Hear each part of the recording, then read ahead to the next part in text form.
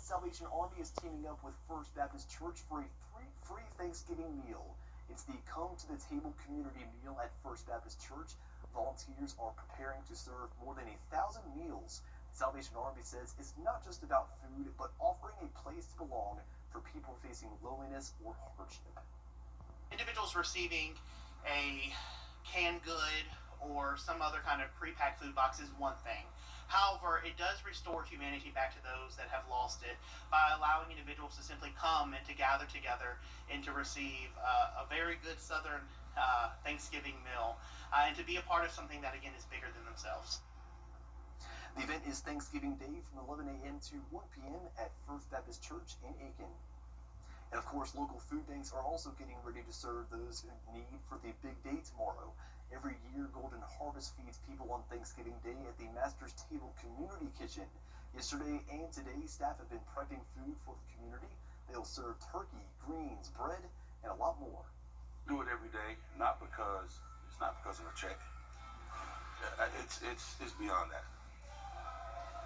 It's seeing these kids with a full belly, because their parents can't really afford to do it, but we can help. Meals will be served tomorrow from 11 a.m. to noon at the Master's Table on Fenwick Street. It is open to everyone. South Carolina leaders are calling on the federal government to help address the state's shortage of rural healthcare workers. Caroline Yapa has the local arts community is mourning the loss of Scott Seidel. The executive director of the Augusta Players died Sunday. Last night, the Imperial and the Miller hosted a lights dimming in his honor. A dimming of the lights is a traditional coordinated gesture for theaters to honor members of their community who have passed, symbolizing their contributions in the community's grief. Coming up, safety regulations on cosmetics are getting rolled back. What rules are different now after the break? News Nation thinks. A new report ranks Georgia 8th in the country for package theft with nearly 8,000 stolen a day. Amazon says thieves most often strike between 10 a.m. and 3 p.m. right after a delivery. The company is partnering with the National Sheriff's Association to deter criminals and says new tracking technology is built into the delivery process. Customers can also take precautions to protect their purchases. One thing that customers can do is keep a light on their porch. So, during the winter season, it tends to get darker quicker. When you have the light on, it does a couple of things. It provides a lot of safety for the driver so that they can see where they're walking. And then the other thing is when there's a spotlight on, people who are stealing don't want to be on the spotlight. So having your light on is also a way to deter them as well. Amazon says you can track packages in real time using its map tracking feature. You can also choose a pickup location for safer delivery. And it's back here with the weather. Yeah, so it was a warm day with rain this morning, but now things are about to change. We're drying out with cooler weather settling in for the holiday. And then next week, more rain chances. I'll have your full Day for 6 forecast when we return. We all love to spend quality time relaxing at home with our family during the holidays. And with Jimmy's Black Friday specials going on now, you don't have to wait. Come in today to save on items for every room in your home. Like this modern 7-piece dining set, or this gorgeous TV stand with a fireplace and built-in Wi-Fi. Let Jimmy's get your home ready for the holidays. Jimmy's Home Furnishings, where it feels like home.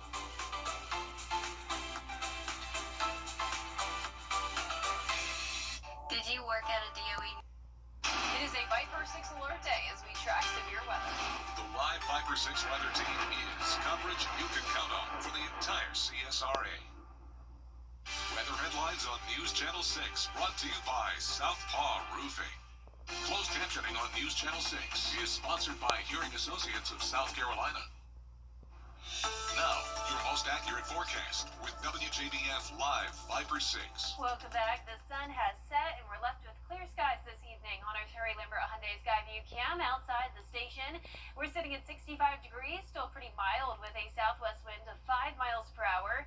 Dew points are lowering now at 50 degrees. And around the CSRA, we're sitting in the 60s pretty much everywhere. 67 in Sandersville, 63 in Washington.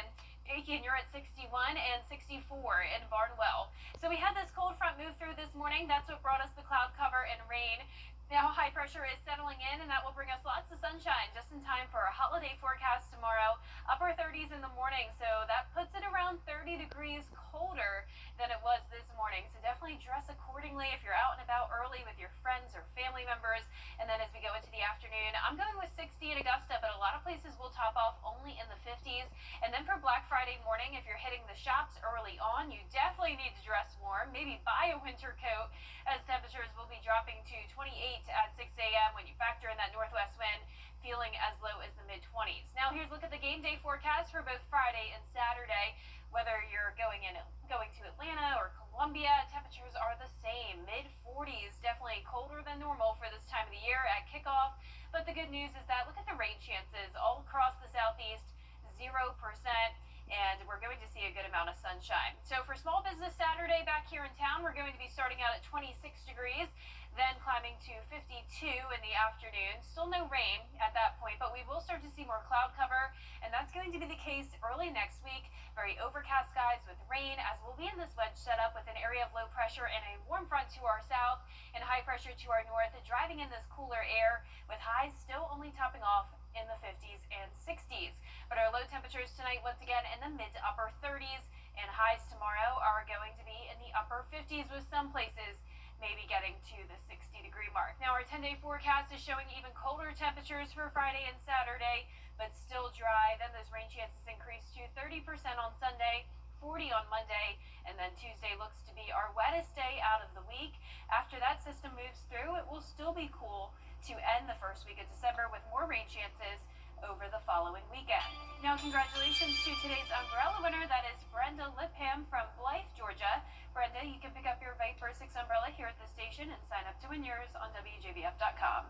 Tell you what, she might need it next week, but it looks like the next couple days, cool, but don't need an umbrella, at least not yet. Yeah, exactly. I wish I could give out a winter coat instead. Yes, that'll come in handy for sure. All right, well, coming up next, the Scrubbing County Gamecocks are 12-0 and will hit the road to play the JSA quarterfinals. Stay tuned to hear from their head coach, Nick Sports. We're standing up for our... The WJBF Live Viper 6 Skyview Network is sponsored by Terry Lambert Hyundai. Low prices, big selection, and committed to quality customer service. Now, WJBF sports coverage you can count on. Well, based on a single coin flip, number 1 seeded Scrubbing County will take the cross-state trip to the other number 1 seed Early County in the GHSA quarterfinals. Now, the Gamecocks are 12-0 heading into their matchup, a dramatic turnaround from last season's 4-6 campaign. Scrubbing County has relied on their 12 seniors who have led this team on and off the field, but other standout performers include the dynamic duo of quarterback DeMarco Ward and junior running back A.B. Hilton, who has surpassed over 2,000 yards in 2 years on varsity. Now, another key test awaits as they take on 9-3 Early County with a trip to the semifinals on the line. They like to run the football, and I think in the 6 games we broke down, I think they threw it 19 times. There's a lot of people around here throw that in a half. So, we've got to be very sound in how we attack it defensively. And then, offensively, we've got to be patient. They send a lot of pressure, and they've got some guys on the defensive side of the ball that'll hit you, and they're very physical. So it's going to be a physical game. We're a physical team just by nature of what we do. And, our kids have got to go in understanding that. Now, kickoff is set for 7:30 p.m. at Early County, and with the win, the Gamecocks would face the winner of Lincoln County and Brooks County. Now, as a reminder, our mini edition of Football Friday Night will air this Friday in the 11 p.m. show, not at 11:35 p.m. So stay tuned for those highlights and post-game reaction from both sides of the river, plus recapping and previewing college football rivalry week. Well, speaking of college football, Clemson and South Carolina will put a bow on their regular seasons with the annual Palmetto Bowl rivalry. Now, the Gamecocks will host the Tigers on Saturday, with Clemson winning the last 5 matchups in the confines of Williams-Brice Stadium.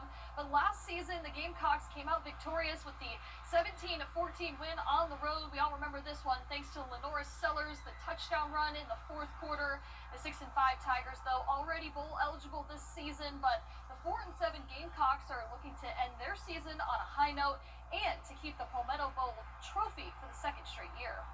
Want to send these seniors out the right way. it would be pretty special for, you know, DQ Smith to say that in his, and Brian Thomas and the guys that got here in 2022 that they, and the other seniors, that they went, what, 3-1 against Clemson potentially. I mean, that'd be awesome for them to say. It's the state championship. I mean, it doesn't matter if you're 12 or 11-0 or 0-11.